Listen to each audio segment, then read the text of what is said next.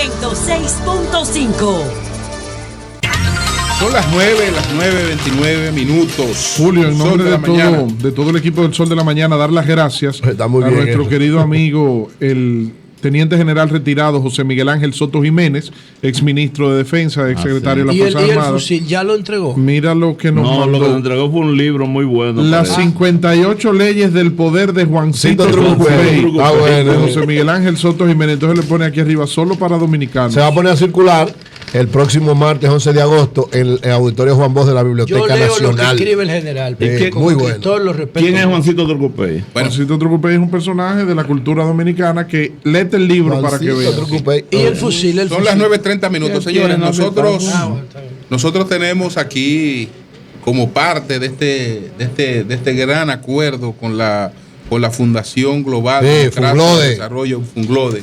Una de nuestras aliadas. ¿Y ustedes firmaron un acuerdo? No lo tenemos suscrito, pero... Yo no sabía, un acuerdo sí tenemos un acuerdo afectivo. Aquí tenemos un acuerdo de palabra, como la gente seria que no necesita firmar. Aquí tenemos una cátedra libre, Funglode, con todos los invitados que trae Funglode aquí, importante, pues viene a compartir con nosotros un momento y con el pueblo dominicano, porque mucha gente asiste a estas actividades académicas de Funglode, pero a la mayoría a la que no pueda asistir le damos la oportunidad de este contacto. Entonces está con nosotros Carlos Keenan, economista. Él ha venido aquí invitado por la Fundación Global Democracia y Desarrollo Funglode. Él es del Instituto Global de Altos Estudios de Ciencias Sociales y Global y del Polo Caribe IDA. Entonces hay una actividad del señor Carlos. Argentina. Hay una actividad. Sí. Hay una actividad importante. Está cerca de Uruguay, Argentina. Una actividad muy importante.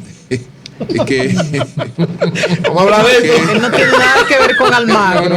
No, pero. Nada que ver con Almagro. No, argentino no quiere saber de Uruguay. Ay, perdón. Señores, hay una actividad muy importante que se titula El Caribe y el desafío de la globalización, economía, desarrollo y gobernanza. Es un diplomado que se estará impartiendo en Funglode, que usted estará coordinando el diplomado, participando. Entonces, vamos a hablar del diplomado y después... Que el diplomado, la situación del Caribe, son temas muy atractivos que nos van a tomar mucho tiempo, pero vamos a aprovechar la experiencia que tiene nuestro invitado, que tiene como 20 años, ¿verdad? Visitando la República Dominicana, reside en Francia. Pues se aplatanó ya. Porque como profesor universitario que es, me gustaría conocer la percepción que se tiene, por ejemplo, desde Francia, desde las universidades, de esta situación. ¿Por qué no lo hacemos al revés? Que nos dé la información básica del diplomado y ya después ahí hablamos con él, porque después lo que él vino a hacer no lo va a poder hacer por razones del tiempo. Vamos a garantizar, pero te prometo que vamos después con eso. Después no me digas que falta tiempo. No, vamos inmediatamente con eso, pero por favor que él nos hable del diplomado, para que después no se sienta que vino, no pudo hablar del diplomado, porque le va a poner después que él viene con Elina María y Elina María como periodista lo prepara, porque sabe cuáles son los temas. Señor Carlos, tiene 30 segundos para que hable del diplomado. Que después tenemos que hablar de Almagro. El tiempo que usted quiera, pero vamos a hablar del diplomado. Bueno, muchas gracias antes que nada por la invitación. En efecto, hay un diplomado que se lanza a mediados de agosto y que va a durar casi 2 meses, que como usted señaló va a tratar del tema del Caribe, el desafío de la globalización, economía, desarrollo y gobernanza. Y se hablará de historia del Caribe, de la República Dominicana. ¿De migración se va a hablar? De migración, de cooperación, de integración regional, de políticas públicas y del desarrollo sostenible en el Caribe, que es un tema central. ¿Algún profesor haitiano va a estar ahí? Pero va a acabar, no, esencialmente es un diplomado que se hará en el marco de la Escuela de Verano de iGlobal, con la participación y la organización por parte del Polo Caribe del Instituto de las Américas, nuestro instituto de Francia, que tiene su polo para el Caribe aquí en Santo Domingo, Funglode de iGlobal, como dije, la Universidad de Antillas y Guyana, justamente, y la Embajada de Francia, que ayuda también, colabora con la organización. Evidentemente, digamos, es un momento interesante para analizar todos estos problemas de la realidad cambiante y en cierto sentido tensa que se vive en el Caribe. Déjeme decirle que justamente mañana a las 19 horas, a las 7 de la tarde, en Funglode. Tendremos una conferencia de lanzamiento, de promoción de este diplomado, con justamente la presencia de diversos. ¿A quién está dirigido el diplomado? ¿Quiénes pueden participar? Donde, como decía, mañana por la tarde. Ese es el panel del Caribe y la globalización entre cooperación regional y economía global. Exacto. Eso es lo de mañana. Lo de mañana a las 7 de la tarde, que va a permitir promocionar y reforzar esta idea. ¿Quiénes van a participar en eso? Bueno, ahí está, usted tiene seguramente la lista. Va a haber un especialista de problemas económicos del Caribe, Dominicana, el representante aquí de la Agencia Francesa para el Desarrollo, yo mismo, hablando también de las nuevas tendencias en el Caribe, y la moderadora será la embajadora Laura Faxas, embajadora de República Dominicana, la UNESCO. Excelente mujer. Excelente y muy buena conocedora de los problemas del Caribe, del desarrollo, de las relaciones internacionales. ¿Estuvimos en Francia, Víctor, con ella? Claro que sí, nos dio una atención de primera. ¿A qué público está dirigido el diplomado? Está dirigido a un público de profesionales, de jóvenes que quieren profundizar justamente en esto, universitarios, gente que se orienta a la posibilidad de desarrollar una maestría eventualmente más tarde, porque cabe decir que este diplomado está tratando de hacer avanzar la idea que haría falta un gran máster de ciencias sociales centrado en las políticas públicas sobre el Caribe, y ese es el objetivo que tenemos desde el punto de vista del Polo Caribe del Instituto de las Américas, de iGlobal, con otros socios, incluidos entre esto la UAS, o la Universidad de Antillas Guyanas. Estamos en un proceso donde ha habido acuerdos ya para tratar de promover un máster de esta naturaleza.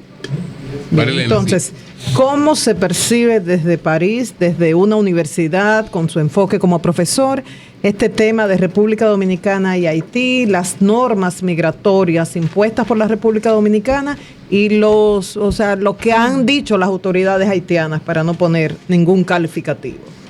Bueno, digamos que este tema, que es muy delicado, la verdad es que visto desde Europa, no solo desde París, no es un tema central que ocupe la primera plana de los periódicos. Eso es el primer punto que hay que señalar. El segundo es que hay efectivamente una visión un poco simplista, hasta uno podría decir deformada, digamos como que hay un gran lío, algo pasa de grave en las relaciones entre los dos países, que cuando uno se acerca y deja de tener una visión un poco satelital y tiene una perspectiva más cercana, pues se da cuenta que está un poco exagerado ese grado de tensión, probablemente por diversos procesos que pueden jugar en esto. Es decir, hay una historia dominicano-haitiana llena de tensiones y de problemas, hay una campaña electoral en Haití, hay diversos factores que pueden hacer que eso se deforme. Y yo diría que esto se enmarca en una problemática de las cuestiones de migraciones que es bastante dramática en el mundo hoy día. En el caso de Europa, lo que sí está en la primera plana de los periódicos es el problema migratorio del Mediterráneo, las redes de traficantes que llevan personas lamentablemente en situaciones muy difíciles económica o política, en Siria, en el norte de África. La situación de Libia, por ejemplo, es desastrosa actualmente. Hace rato comentábamos justo eso, cómo no se habían logrado poner de acuerdo con el tema de la administración de los refugiados. En la propia Europa. En la propia Europa. Entonces todo esto entra en una idea de que las migraciones y los problemas migratorios están asociados inmediatamente a tensiones, a violencias. Entonces yo creo que en ese contexto, y subrayo, sin que sea una temática central desde el punto de vista del tratamiento mediático de esto, hay una idea como que República Dominicana tendría alguna responsabilidad en mal tratamiento de los haitianos. Esa es la verdad. Okay. Ahora, yo creo que esto hace necesario un proceso de aclaración, de precisión. Yo no diría finalmente de bajarle el volumen al tema, porque hace falta aclararlo, pero aclararlo con discernimiento, con calma. Y particularmente yo pienso, o espero, que el informe que debe dar la OEA próximamente como consecuencia de la emisión contribuya a esto, contribuya a que... bueno, pero con las declaraciones del señor Almagro parece que el informe no va por esa línea. Bueno, las declaraciones como todos nosotros aquí que yo escuché son efectivamente un poco ambiguas. Él no dice necesariamente que, digamos, haya que considerar como una sola única realidad. Se puede inferir esto, pero yo creo que lo que pero dice... es una indelicadeza de él, siendo secretario general de la OEA y estando en medio de un conflicto, intentando una mediación, referirse a ese tema de esa manera. Puede ser visto de esa forma. Yo conozco personalmente, no mucho, pero al ex canciller de Uruguay, Almagro, y es un hombre de sentido común, un gran diplomático, un hombre de visiones progresistas. Por eso sobre lo que pasa en sorprende el esa mundo. declaración. Pero bueno, quizás habría que mirar bien si no ha sido sacada de contexto. Yo creo que puede que haya dicho de manera un poco desafortunada esto que efectivamente llama la atención al observador externo, que es que este es un caso excepcional, es verdad, de dos países que comparten una misma isla, que es prácticamente único en el mundo. Pero de ahí a inferir que él está planteando otra cosa me parece excesivo. Por eso digo, perdón, que todo esto se da en un clima de tensión medio caldeado, digamos. Lo que habría que hacer es rebajar esa tensión y analizar claramente. Sí, cómo no. No, y termino. Y llegar a una primera conclusión provisoria, que es la que yo tengo mirando desde aquí, pero que no es, me compromete a mí nada más como observador, que es que yo creo que se ha exagerado la cuestión de que uno se advierte aquí que no hay deportaciones, como se aparece masivamente, o plantea masivamente. No hay crisis de humanidad, no hay nada de eso. No parece que quisiera eso. Yo eso es lo que percibo y eso es lo que digo por donde voy. No me parece que sea así. Ahora, es un tema delicado y muy susceptible. Y de nuevo hay que ponerlo en el contexto mundial de las problemáticas de migraciones y en el contexto específico, digamos, actual, en particular de Haití, de elecciones. Yo me pregunto, ¿existe el Caribe como tal, en términos de un concepto que unifique a un conjunto de países? Está la situación con América Latina, que ya uno sabe que es un caso imposible, porque las dos principales economías que pueden impulsar el concepto de América Latina no se sienten de América Latina. México es del norte, Brasil es del sur, y ya lo demás es América Latina, y eso está muy, muy disperso. En el Caribe tenemos la experiencia, República Dominicana es la principal economía del Caribe. Sin embargo, he visto en lo que son los grupos más radicales del Caribe como un paria, porque no quieren vincularse con una economía como la nuestra por todos los celos que eso le produce. Entonces, yo me pregunto, ¿cuál es el Caribe si no tenemos un concepto de integración global? Bueno, aquí está tocando una cuestión central que va a ser abordada en ese diplomado, que abordaremos sin duda también mañana. Si el Caribe es efectivamente una región... Vos trabajó mucho ese tema en el Caribe, frontera imperial. Sí. Claro. Sí, y tantos otros, pero sin duda ese es un trabajo fundador. Sí. El tema es que hay una unicidad histórica, producto del periodo colonial, con las diversidades que tiene, que hubo también colonizadores diferentes, una realidad geográfica que lleva a la fragmentación, y la política en el buen sentido, no ha contribuido a modificar sustancialmente esto. Sin embargo, yo creo que hay también fuerzas que propugnan esa mayor cooperación. No se olviden que ha habido, por ejemplo, la Organización de Estados del Caribe, que se ha creado para tratar de corregir esto. Lo mismo diríamos en América Latina. Hay esta diversidad de trayectorias nacionales, diversidad de proyectos, pero también fenómeno positivo, la creación de la CELAC, la Comunidad de Estados, que es un primer paso como de instancia de concertación, no digamos de cooperación todavía. Claro. Estos procesos no son fáciles. De hecho, en América Latina hay a veces una idea un poco ilusoria sobre lo que, por ejemplo, podría ser, y ahora la crisis reciente lo ha mostrado, que no es tan idílica la situación, lo que podría ser la integración europea. No, integrar, acercar, no es sencillo porque la historia ha hecho que se den diferencias muy fuertes. Entonces yo diría que el Caribe, como tal, recordando algunas cosas también que ha dicho uno de los profesores que tendrá este diplomado, el embajador y querido amigo Rubén Sillier, es al mismo tiempo unicidad, pero al mismo tiempo fragmentación y desintegración. Y que lo que hay que hacer es como combatir esa diferenciación o esa desintegración, porque si uno se pone a ver, hay muchos intereses comunes también de estos, en su mayoría, pequeños países o estados, que por sí solos no tienen mucha capacidad de negociación internacional. De hecho, los países de la CARICOM han mostrado muchas veces que tenían capacidad de negociación gracias al hecho de que tenían una unificación, una instancia. Son sectarios y ilusionistas. Bueno, sectarios. Sumamente. Morirán en el aislamiento. Esperemos que no. Sí, porque sí, con la principal economía tienen toda esa... Yo creo que ahí es una realidad que es muy cambiante y yo creo que hay factores que van a impulsar a buscar algunas formas de negociación y de concertación. Podríamos citar, la región tiene interés en ponerse firme. Hay muchos factores que diferencian y que van contra esto.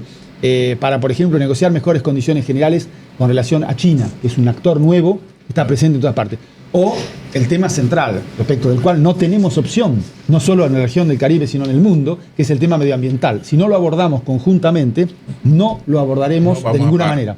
Bueno, los árboles artificiales que se están desarrollando en Silicon Valley son 1000 veces más eficientes que los árboles naturales para descontaminar. Yo tengo mucha fe en el futuro y en la tecnología. Pero yo quería hablar del gran acontecimiento literario económico del año pasado y que va a seguir influyendo, que es el libro de Thomas Piketty.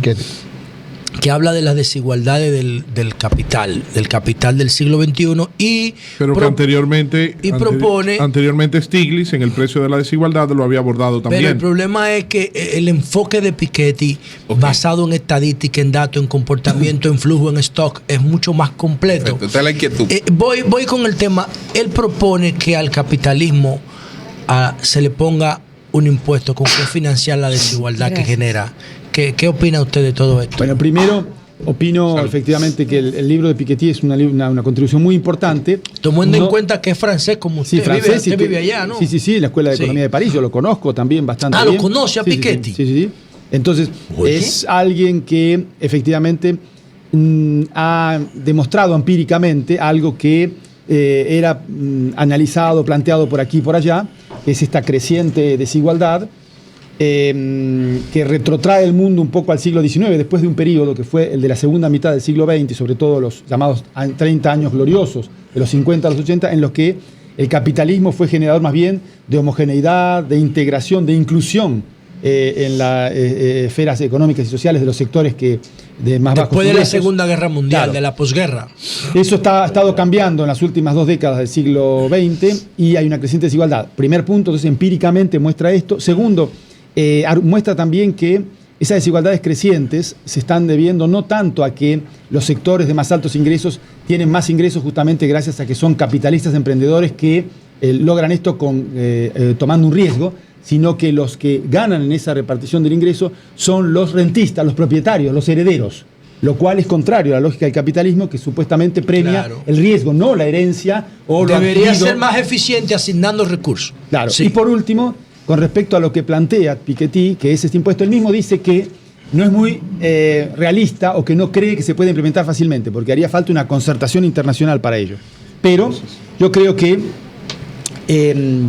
esto en algún momento va a plantearse con más firmeza en la agenda, porque hay una presión fuerte y probablemente el problema central, que ya se ve en Europa y en otras partes del mundo, pero en Europa está claro, es que ese capitalismo cada vez más generador de desigualdades genera ganadores y genera muchos perdedores. Y el problema es que más de una ocasión a los perdedores se le da por indignarse. Entonces el tema central es cómo se va a regular este pasaje de perdedores a indignados y qué presión va a ejercer esto. Julio, no le puedo hacer Yolanda, una pregunta. no, por favor. Yolanda, y nos fuimos. Sí, la crisis griega. ¿Qué lecciones podemos nosotros aprender en estas economías de la zona? Lecciones para América Latina. Yo creo que América Latina ya ha sacado lecciones de eso, aunque no todos. Fíjense que Puerto Rico, en el Caribe, está con un problema de sobreendeudamiento muy alto. Argentina tiene otra historia, que es el que no resolvió todavía el proceso de reinserción financiera internacional tras la crisis de 2001-2002, por el problema de los fondos buitres y demás.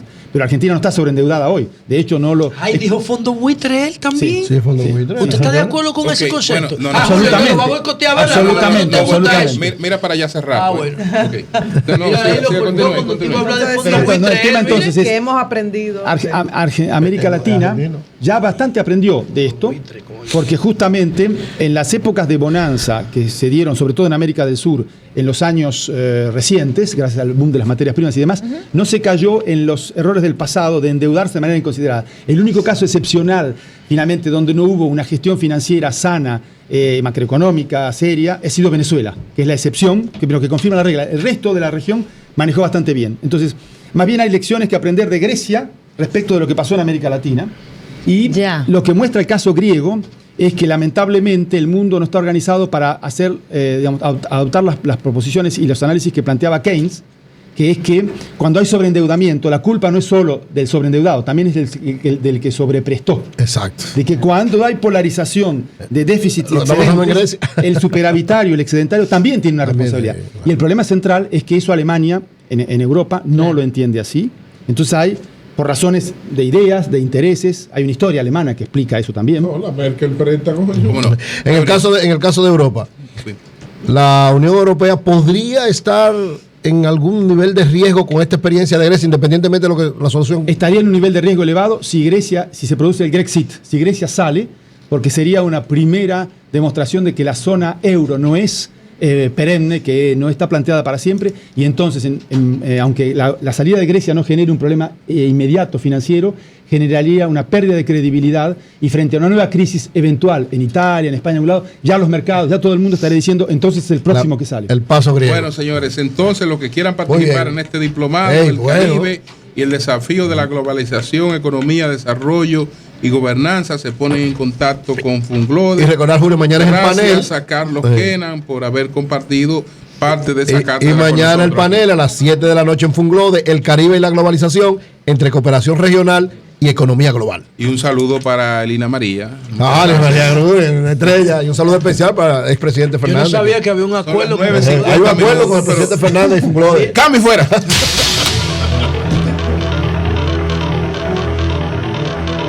El sol de la